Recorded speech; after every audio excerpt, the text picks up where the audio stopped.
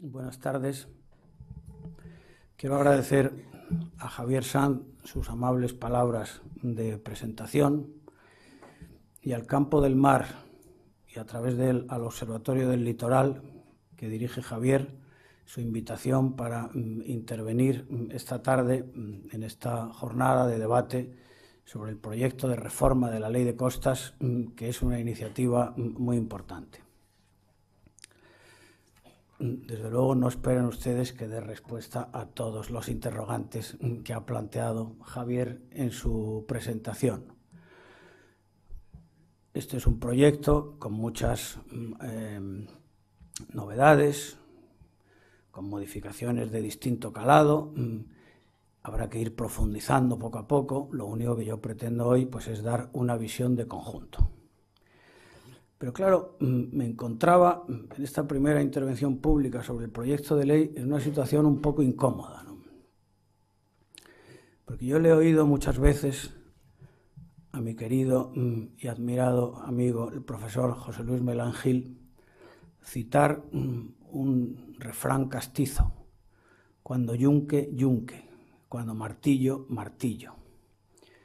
Yo he sido durante 20 y tantos años yunque, defendiendo la ley de costas y aguantando a diestro y siniestro mandobles mejor o peor intencionados.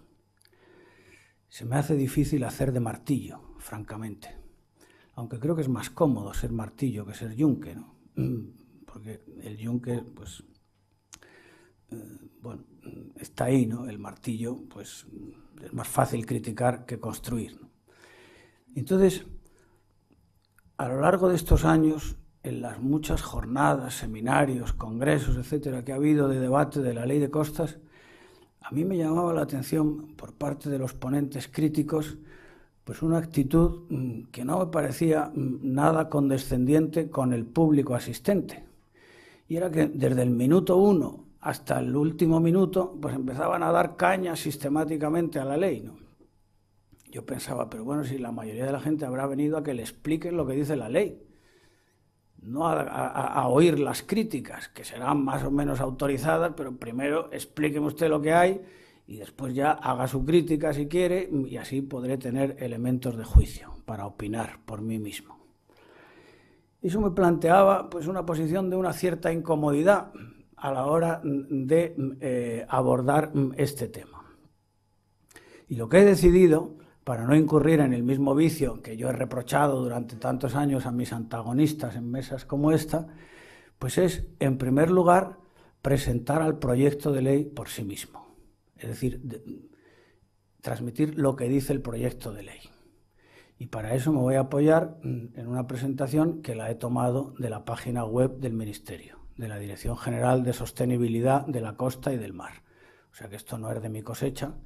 No sé si es dominio público, pero bueno, yo cito la fuente y por lo tanto no incurro en absoluto en plagio ni lo pretendo. Y después de contarles a ustedes lo que dice el proyecto de ley, cómo se presenta a sí mismo el proyecto de ley, pues haré algunos comentarios. No oculto que al hilo de esta presentación del proyecto de ley desde sus propios redactores, pues echaré un poquito de sal y un poquito de pimienta para animar el debate e introducir algunas de las consideraciones que haré al final.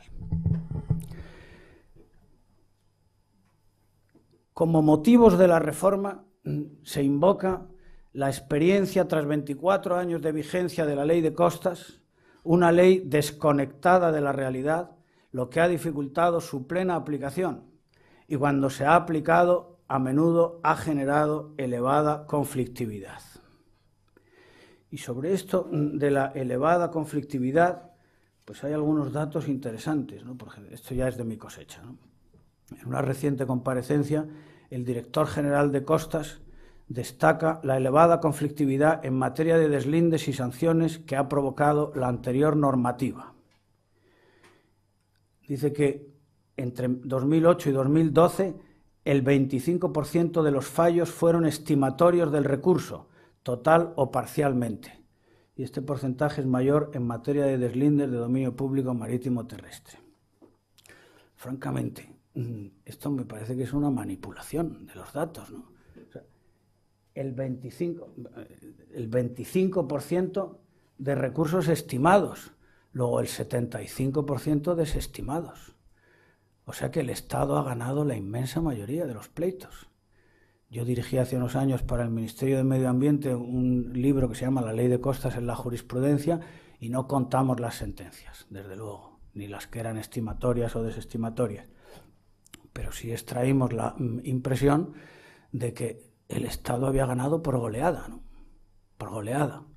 Bueno, pues como tendremos ocasión de ver, una de las características de esta ley es que viene a dar la razón a los que han perdido todos esos pleitos. ¿Qué opinarán los abogados del Estado? ¿No? Pues también me gustaría escuchar su voz en algún foro de estos. Bueno, empiezo dando, ya el martillo empieza a dar, pero voy a procurar mantener la objetividad en esta parte.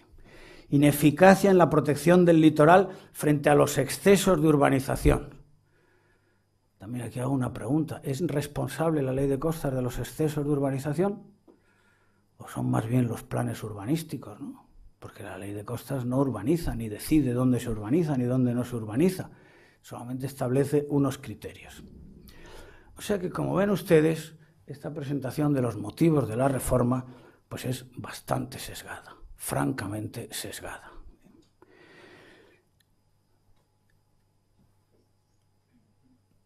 En la siguiente diapositiva se desarrollan algunos de estos motivos. Falta de claridad y homogeneidad del deslinde del dominio público. Sensación de arbitrariedad.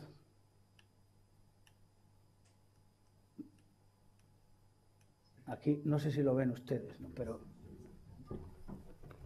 el deslinde viene por aquí, por la línea roja. Este es el ejemplo que ponen en la presentación. Pero claro, ¿quién no va a estar de acuerdo con que esto es arbitrario? ¿Pero de eso tiene la culpa la ley? ¿Por qué no pasa el deslinde por aquí en lugar de por aquí? Yo creo que no hace falta, no hay que ir a Salamanca, ¿no? Existen más de 10.000 ocupaciones residenciales solo en dominio público. Pero falta un dato muy importante: legales o ilegales. Falta de garantías para adquirentes de buena fe, abusos urbanísticos y pérdida de credibilidad del mercado inmobiliario español en Europa. Multitud de quejas ante el Parlamento Europeo que culminaron en el informe Auken, que reclama la reforma de la ley de costas. Francamente, con todos los respetos o sin ellos, el informe Auken es un bodrio lleno de medias verdades y de enormes mentiras, en el que esta señora habló con quien le dio la gana, solamente con los afectados por la ley. No habló con otros sectores. A la directora general de Costas en ese momento no la dejaron hablar en el Parlamento Europeo para explicar la posición del gobierno español. O sea que citar esto como argumento de autoridad, pues francamente no me parece muy serio. Desprotección de antiguos propietarios y otros titulares de derechos. Demoliciones masivas a partir de 2018. Solo en ese año vencen unas 2.000 concesiones. También aquí me permito preguntar, ¿y por qué desprotección? En el 2018 vencen las concesiones ordinarias, digamos, las que son derechos de ocupación de un bien de dominio público. Las concesiones de la transitoria primera, es decir, las que sustituyen al antiguo derecho de propiedad privada sobre dominio público marítimo terrestre, esas tienen 60 años de vigencia, por lo tanto no vencen en el 2018, vencerán en el 2048, que faltan todavía unos cuantos años, ¿no? El que una concesión, cuando llegue su vencimiento, se extinga, no significa desprotección de los titulares de ese derecho, significa sencillamente que el derecho se ha extinguido. Si la ocupación es compatible con la ley de costas, se podrá dar otra concesión nueva. Si es incompatible, no se debería dar. Pero hablar de desprotección porque se extinguen las concesiones en el año 2018, pues francamente tampoco me parece muy serio.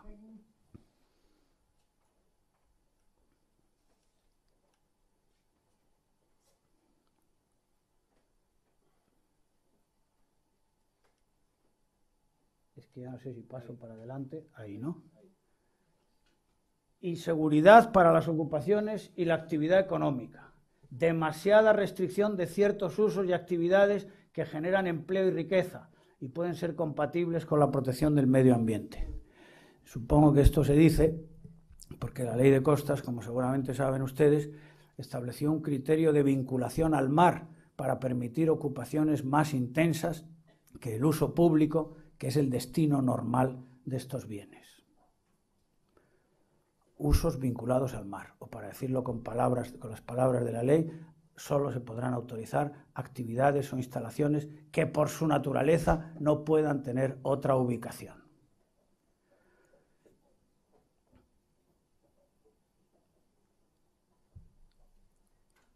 ¿Qué pretende el legislador al decir que hay que permitir otras actividades económicas? ¿Quebrar ese criterio? ¿O favorecer la permanencia de concesiones actuales que no están vinculadas al mar, que no amparan usos vinculados al mar? Otro objetivo, reforzar la seguridad jurídica en el litoral. Este es el verdadero leitmotiv, el hilo conductor de la exposición de motivos de la ley, y sobre él volveremos.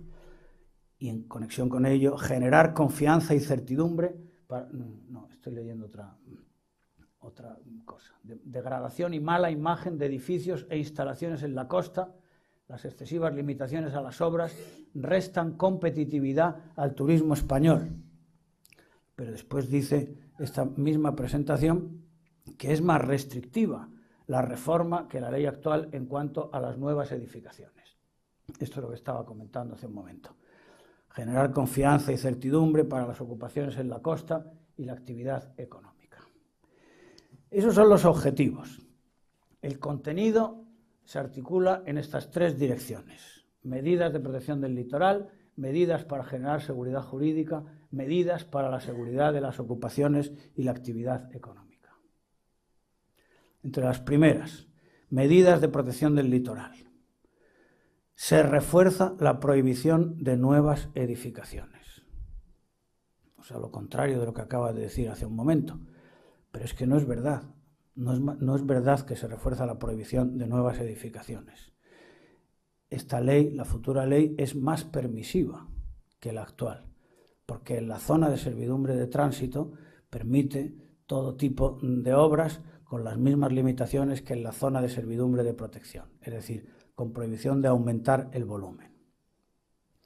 Se prohíbe que las obras de mejora en las edificaciones existentes supongan cualquier aumento de volumen, altura o superficie. No es una novedad, ya estaba. La ley vigente, disposición transitoria cuarta, en la zona de servidumbre de protección, permite todo tipo de obras, salvo las que supongan aumento de volumen. Que ahora se precisa altura o superficie, bueno, pues es una matización, pero el criterio general ya estaba. Otra cuestión, insisto, es cómo se haya aplicado en la práctica este criterio, o que en algunos casos se haya hecho una aplicación abusiva. Que a un propietario de un edificio en esta zona, que puede hacer las obras que quiera y por lo tanto mantenerla indefinidamente, esa edificación, no le hayan autorizado a cambiar la cubierta porque han dicho que eso era incompatible con la ley de costas, pues ha podido ocurrir, sin duda ha ocurrido. Pero lo que se ha hecho en ese caso es aplicar mal la ley, pero el criterio ya estaba, porque, insisto, en la zona de servidumbre de protección se pueden realizar todas las obras de reparación o mejora, etcétera, con el único límite de que se prohíbe aumentar el volumen. Exigencia de eficiencia energética y ahorro de agua en las obras que se autoricen en edificaciones en la costa. Bueno, eso sí es nuevo, está bien, no lo prevé la ley vigente, pero si me apuran ustedes, esto no es competencia de la ley de costas, ¿no? Esto es código técnico de la edificación, ¿no? Que habrá que cumplir sus exigencias. Esto me hace mucha gracia. Cláusula antialgarrobico. Se regula la suspensión por el gobierno de las actuaciones urbanísticas ilegales en la costa para evitar situaciones irreversibles. En todo caso, la decisión final corresponde a los tribunales. Esto se refiere a un precepto que faculta a los delegados del gobierno para suspender los actos y acuerdos de las administraciones urbanísticas que consideren atentatorios contra la legislación de costas. Se suspende y después se impugna ese acto o acuerdo en vía contencioso administrativa mediante el correspondiente recurso. Bueno, no sé si está bien o está mal. A mí me parece que tiene un tufillo de inconstitucionalidad esta disposición, máxime teniendo en cuenta que cuando el Tribunal Constitucional, en la sentencia 149/91 que resolvió los recursos interpuestos contra la ley de costas, dijo que el informe de la Administración de Costas del Estado sobre el planeamiento urbanístico podía ser vinculante sobre el dominio público y sobre la zona de tránsito, pero no sobre la zona de servidumbre de protección. Si el informe de costas no puede ser vinculante en cuanto a las observaciones que haga en relación con la zona de protección, se puede sostener que el Estado, a través del delegado del Gobierno, suspenda actos o acuerdos de las administraciones urbanísticas que considere ilegales. Tengo mis dudas. En algunas leyes hay facultades de suspensión de actos y acuerdos de otras administraciones, en particular las administraciones locales, que se han mantenido. En este caso, bueno, ya veremos. Por otra parte, que eso sea una cláusula anti-algarrobico, pues si es que en el caso del algarrobico es que el Ayuntamiento de Carbonera se empeñó y la Junta de Andalucía le apoyó. Ahí Costas fue completamente ajena al asunto. Y encima ahora hay que indemnizar. Como tenía todas las bendiciones legales ese hotel, pues hay que indemnizar a los titulares de la licencia. O sea que pensar que va a ser una cláusula anti-algarrobico esa facultad de suspensión, pues me parece, como decía Cervantes en el Quijote, que es pensar en lo excusado. Otra novedad: se diferencian las playas en playas urbanas y playas naturales, incrementando la protección de estas últimas. Lo que quiere decir es que habrá mayor permisividad de usos en las playas urbanas que en las naturales. Lo que no dice es cómo se distinguen. En la exposición de motivos de la ley hay un criterio coincidente con las situaciones básicas de suelo que regula la Ley Estatal de Suelo, texto refundido de 2008. Por lo tanto, hay que suponer que las playas rurales son las que están en suelo rural y las playas urbanas las que están en suelo urbanizado. Pero no lo dice, insisto, el articulado de la ley. Es un criterio interpretativo que está en la exposición de motivos. Habrá que esperar al reglamento, que será el que tenga que detallar los usos admisibles en las playas urbanas y los más restrictivos que se admitirán en las playas rurales. En cualquier caso, ya que se remite esa regulación al reglamento, no podrá prevalecer frente al criterio general de que solo se admiten usos vinculados al mar, o como he dicho antes, actividades o instalaciones que por su naturaleza no puedan tener otra ubicación, porque eso no lo puede cambiar el reglamento. Por lo tanto, por más permisivo que se quiera ser en relación con las playas urbanas, siempre tendrán que ser usos vinculados al mar. Medidas, la otra línea, la segunda, medidas para generar seguridad jurídica. Se clarifica el alcance del dominio público marítimo terrestre, se garantiza al ciudadano el acceso a la información actualizada sobre sus propiedades y otros derechos, se mejora la situación de los titulares de derechos en la costa, se clarifica la situación de las urbanizaciones marítimo-terrestres. Y ahora se va desglosando cada uno de estos objetivos. ¿Cómo se clarifica el alcance del dominio público marítimo-terrestre? Pues porque se precisan los conceptos que integran los bienes calificados como de dominio público. Aquí no está actualizada esta presentación, porque precisamente en este ámbito se ha producido la modificación más importante entre la primera versión conocida del anteproyecto de ley y el texto actual del proyecto de ley que ha sido remitido a las Cortes. Porque el anteproyecto de ley incurría no en mi opinión, que no soy técnico, no, sino la de técnicos muy autorizados, en un auténtico disparate, como era considerar que los mayores temporales se deben determinar con el periodo de recurrencia de 2 años. Es decir, hay que probar que ese temporal ocurre una vez cada 2 años para poder incluir el terreno afectado por las olas de esos temporales en la zona marítimo terrestre. Esto era un disparate porque hubiera, aparte que técnicamente no se sostiene, hubiera obligado a replantear todo el deslinde en toda la costa española. Cuando por fin estamos llegando, después de 20 y tantos años, estamos culminando el deslinde, pues ese criterio lo hubiera puesto todo patas arriba. No quiero decir lo que hubiera sido en manos de abogados conseguidores, ¿no?, instigando a posibles afectados, que hay que revisar este deslinde, porque la nueva ley dice que, y aquí no se ha aprobado, la administración tendrá que probar que cada 2 años llegan las olas, etc. Bueno, afortunadamente ha prevalecido el sentido común, y puedo decir con relativa tranquilidad que eso ha desaparecido del proyecto de ley, y digo relativa tranquilidad porque el texto actual se remite a los criterios técnicos del reglamento. Y a lo mejor entre esos criterios técnicos a alguien se le ocurre rescatar el disparate este de los 2 años, pero esperemos que no.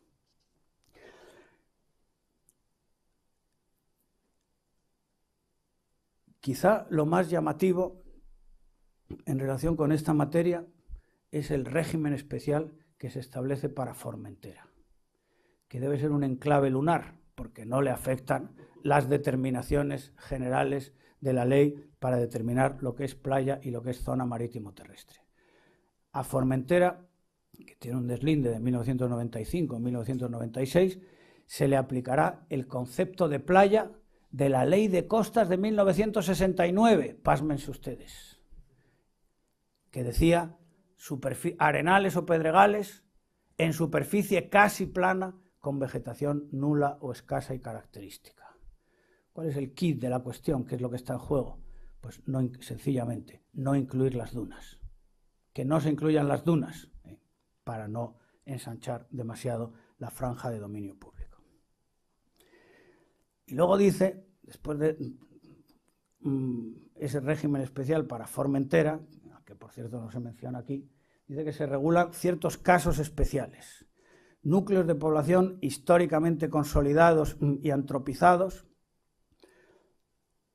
algunos de los cuales, y esto también es una novedad en nuestro derecho histórico y actual, se deslindan por ley. Hay un anexo de núcleos acompañados por un plano que se deslindan por ley, para que no haya dudas, ¿no?, y para que nadie pueda impugnar ese deslinde, pues la propia ley se encarga de excluirlos del dominio público marítimo terrestre.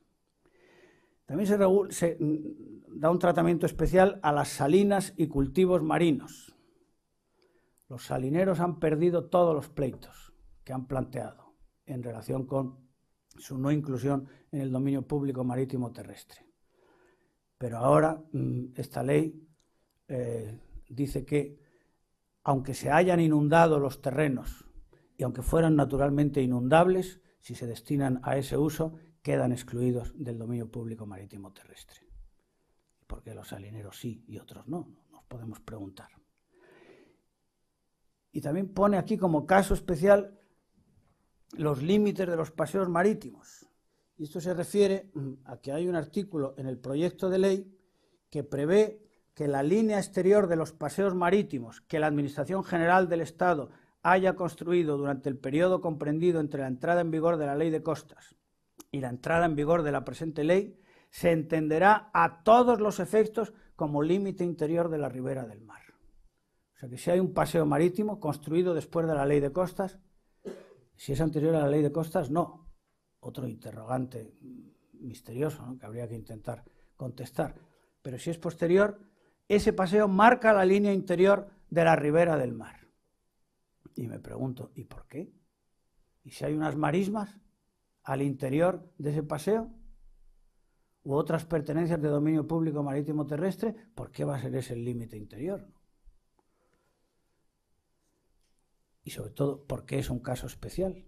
¿Por qué requiere un tratamiento especial?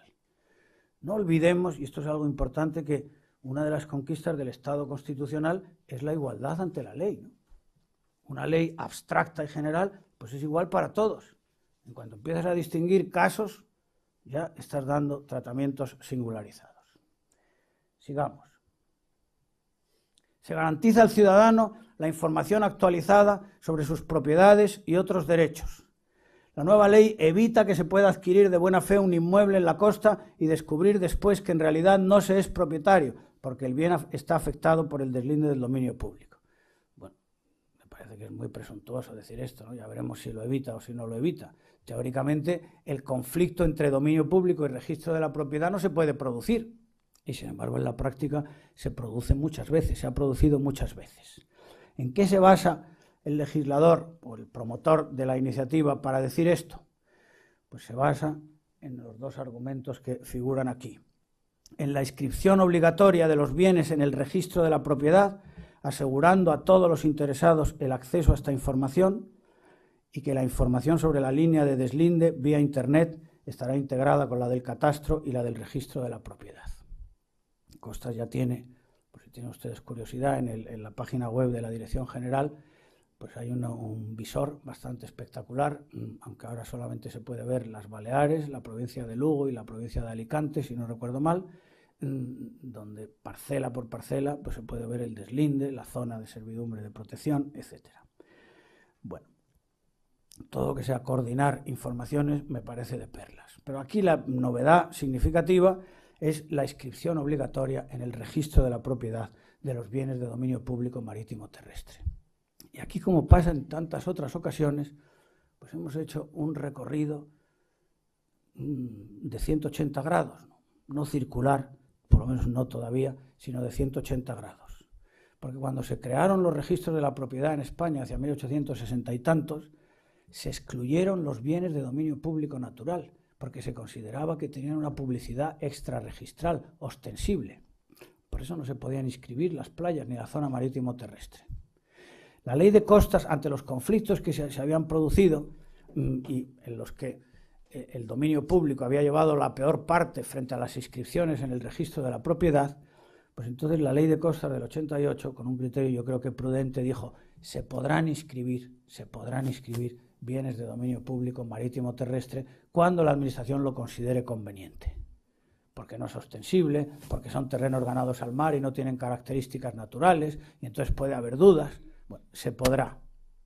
Lo que era potestativo, lo que es potestativo en la ley vigente, ahora va a ser obligatorio. Los registradores de la propiedad deben estar encantados, me imagino, pero me pregunto si esto es realista. Inscribir todo el dominio público marítimo terrestre y el mar, que también es dominio público marítimo terrestre, también se inscribirá. Esas inscripciones que comentaban siempre de algún registro de la propiedad de Galicia, linda con Inglaterra, mar por medio, ¿no? Pues ahora a lo mejor hay que inscribir también esas aguas, ¿no? Por lo menos hasta donde llegue la jurisdicción del Estado. A mí me parece, bueno, ya veremos, ¿no? Pero yo creo que esto no es necesario, ¿no? No es necesario. ¿Por qué va a haber que inscribir en el registro de la propiedad la playa de la Lanzada o tantas otras? Pues si eso es ostensiblemente dominio público, ¿no? Me temo que, como esto es un proceso, mientras no se inscriban, como ahora la futura ley dirá que es obligatoria la inscripción, pues cuando se produzca un conflicto entre un dominio público marítimo terrestre no inscrito y un título particular inscrito, pues prevalecerá el registro. La administración no ha cumplido su obligación de inscribir, que lo hubiera hecho. Bueno, esta sí es una novedad importante. Con todo ello se contribuirá además a mejorar la confianza de los inversores extranjeros y a dar salida al stock de viviendas. Bueno, esto me parece que también es mucho pedir, ¿no? Porque lo del stock de viviendas, como no lo resuelva el banco malo este, que nunca acabo de entender en qué consiste, o los rusos, que son los que parece ser que están comprando más, sobre todo en el Mediterráneo, pues me parece que pretender que lo resuelva la futura ley pues es mucho pedir también. Se mejora la situación de los titulares de derechos en la costa, y tanto que se mejora, me permito decir. la ley de costas del 88 supuso la expropiación de bienes que eran privados antes de su entrada en vigor. Se previó la compensación de esta pérdida mediante concesiones de 30 años. Es verdad, pero la ley de costas hizo eso por imperativo constitucional, no por un capricho del legislador, sino porque la Constitución, artículo 132.2, dice: las playas, zona marítimo terrestre, mar territorial y los recursos naturales son de dominio público estatal en todo caso, frente a las leyes anteriores que decían sin perjuicio de los derechos legítimamente adquiridos. Luego, la Constitución impide la existencia de propiedades privadas en terrenos con características naturales de dominio público marítimo terrestre, de playa, zona marítimo terrestre o mar.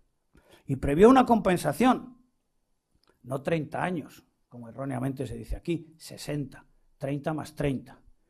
Y eso se impugnó ante el Tribunal Constitucional por una supuesta violación de la garantía expropiatoria constitucional. Pero el alto tribunal respaldó el esquema de la ley. Dijo: es verdad, es una expropiación legislativa, pero tiene un contenido económico. Y si en algún caso no lo tiene, pues entonces habrá que ver cómo se le indemniza. Pero en términos generales, el esquema fue respaldado. O sea que, desde el punto de vista jurídico constitucional, no merece reproches. Que haya otras opciones es otra cuestión, o que las hubiera en ese momento es otra cuestión. Siempre las hay, ¿no? Eso que cuando se dice tantas veces, especialmente en estos años de crisis, es que no es posible otra política, no es posible. Claro que es posible, ¿no? Siempre son posibles otras opciones, ¿no? La reforma mejora sensiblemente la situación jurídica de esos titulares afectados. Ampliación en 75 años más del plazo de esas concesiones, facilitándose el acceso a las mismas a todos los que eran titulares de derechos inscritos en el registro de la propiedad. O sea que estos que tenían 60 años ahora tienen o van a tener 75 más, hasta el 2093, todos calvos. Y para entonces, pues a saber, ¿no? No conozco ni un solo caso, no solamente en este ámbito, sino en ninguna otra rama del ordenamiento jurídico, en que se prevea una prórroga por un plazo superior al inicial del título concesional. Tenía 60 años, ahora te doy 75 más. Claro que mejora sensiblemente la situación jurídica de esos titulares, ¿no? Como que les convierte en cuasi propietarios, ¿no? Y en segundo lugar, posibilidad de transmitir esas concesiones. Inter vivos, porque mortis causa ya estaba permitida la transmisión. ¿Por qué prohibió la ley de costas del 88 la transmisión de concesiones inter vivos? Pues porque había un tráfico de concesiones en cartera. Había empresas que pedían concesiones sin ninguna intención de usarlas, solamente para traficar con ellas, para revenderlas. Y como lo que quería la ley era configurar como excepcionales las utilizaciones más intensas que el simple uso público, pues entonces por eso dijo: se prohíbe la transmisión inter vivos. El que quiera una concesión y que la pida, que sea para usarla y no para negociar con ella. Bueno, pues ahora la ley permite esa transmisión también inter vivos. Se clarifica la situación de las urbanizaciones marítimo-terrestres, conciliando el carácter público de los canales y el acceso a los mismos, con las garantías de los propietarios de viviendas. Se clarifica, dice eufemísticamente, pero si estaba muy clara. Lo que ocurre es que se quieren introducir modificaciones. La más importante parece ser es que se quiere configurar como de propiedad privada el garaje de los yates y de las embarcaciones de recreo que atracan adosados a las viviendas. Parece ser que hay muchos propietarios de estas viviendas que han inscrito también la parte de lámina de agua en que atraca la embarcación deportiva en el registro de la propiedad. Y entonces, para dar cobertura a esa situación, yo francamente no sé cómo los registradores han consentido eso, ¿no? Que se inscribiera como propiedad privada un trozo de dominio público marítimo terrestre, pero bueno, indudablemente será así. Entonces, parece ser que esa es la razón de fondo de que se haya, de la clarificación que se pretende llevar a cabo, porque sustancialmente la regulación ya estaba, ¿no? En el artículo 46.3 del reglamento, que eso sí se eleva de rango y pasa ahora a ley. Los canales son de dominio público, ya lo son ahora, las viviendas son de propiedad privada, y añado, y los garajes, o como se llamen, de esas embarcaciones.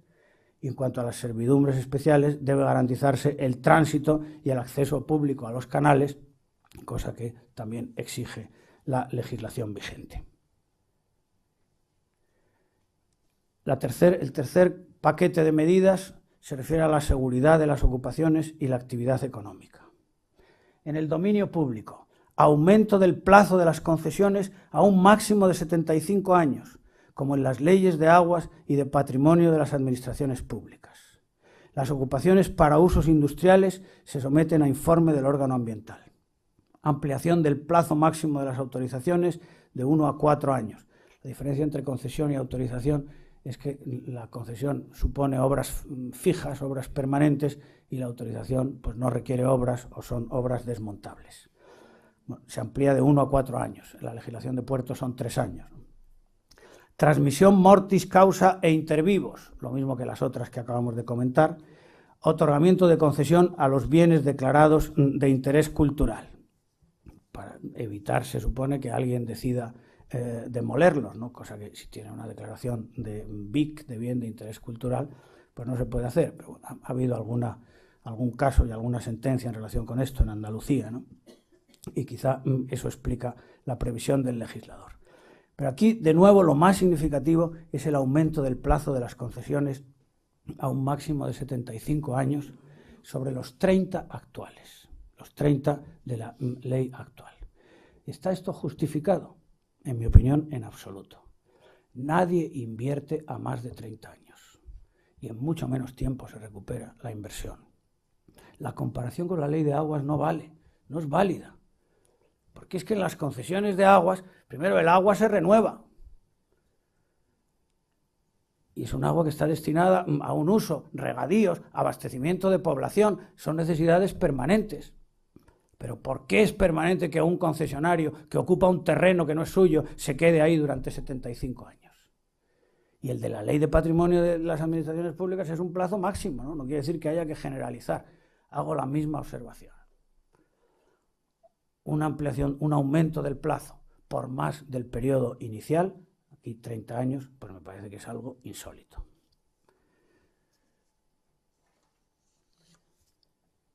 En zonas de servidumbre, posibilidad de reducir su anchura de 100 a 20 metros para determinados núcleos de población.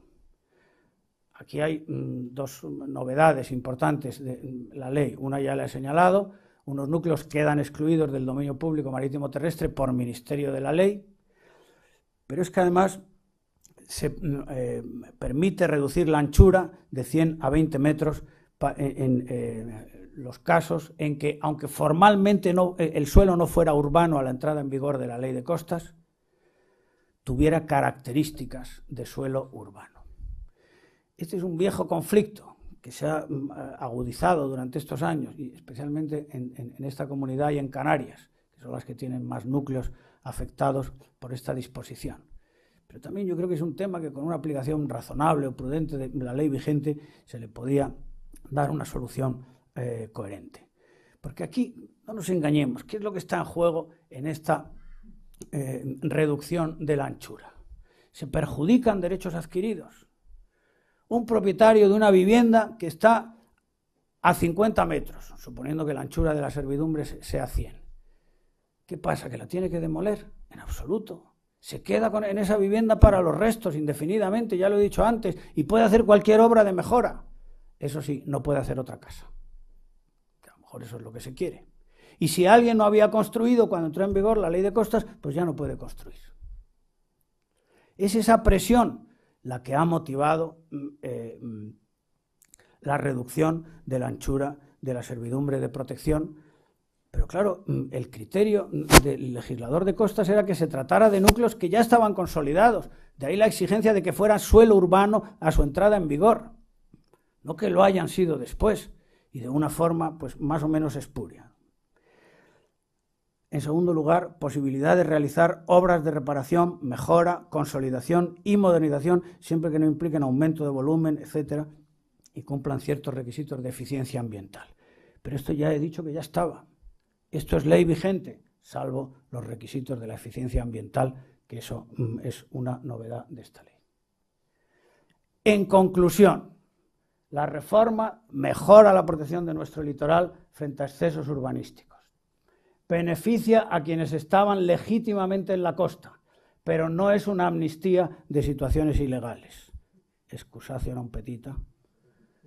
Genera confianza y certidumbre para las ocupaciones y la actividad económica. Repito, y tanto que la genera. Hasta el 2093, la vicepresidenta de la Comisión Europea manifestó al conocer el anteproyecto que la nueva ley de costas arroja seguridad jurídica a los europeos con propiedades inmobiliarias en el litoral español. Bueno, no sé si dijo eso, francamente, si lo dijo, pues tampoco importa demasiado.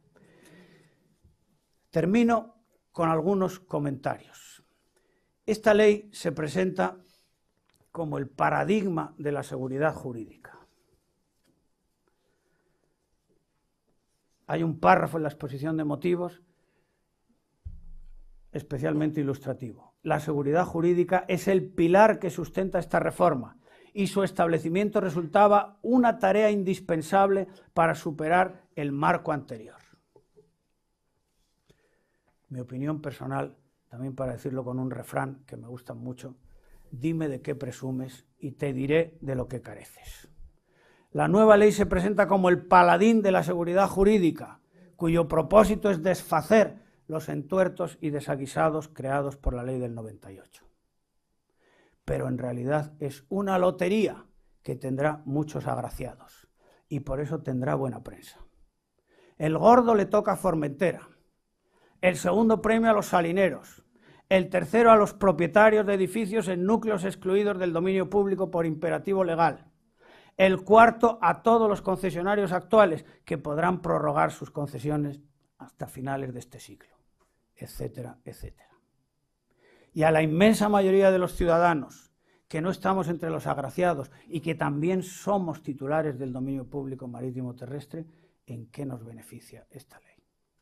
Frente a lo que dice el preámbulo del proyecto de ley, no es la impotencia de la norma de la ley de costas vigente para imponerse sobre realidades sociales consolidadas lo que justifica su modificación, sino todo lo contrario. Se modifica la ley para que no se imponga sobre determinadas realidades sociales que se quiere perpetuar. Para el proyecto de ley, la seguridad jurídica es la protección de los intereses privados sobre el dominio público marítimo terrestre, a costa de la protección de estos bienes públicos. Y de ahí el título de esta conferencia. Muchas gracias. Lo único que yo pretendo hoy pues, es dar una visión de conjunto. Pero claro, me encontraba en esta primera intervención pública sobre el proyecto de ley en una situación un poco incómoda, ¿no?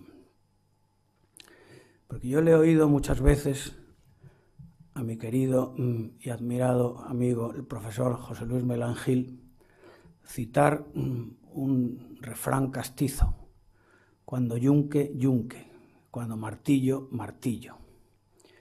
Yo he sido durante 20 y tantos años yunque, defendiendo la ley de costas y aguantando a diestro y siniestro mandobles mejor o peor intencionados.